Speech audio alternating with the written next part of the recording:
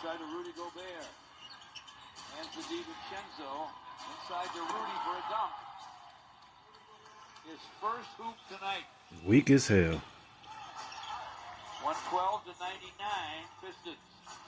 Cade's back in the ball game against McDaniel.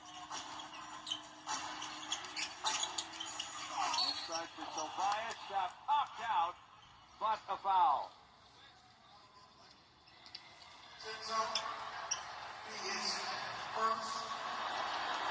It's on Dante DiVincenzo.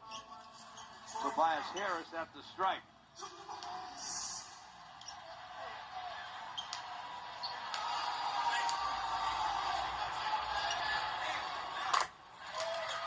Pistons play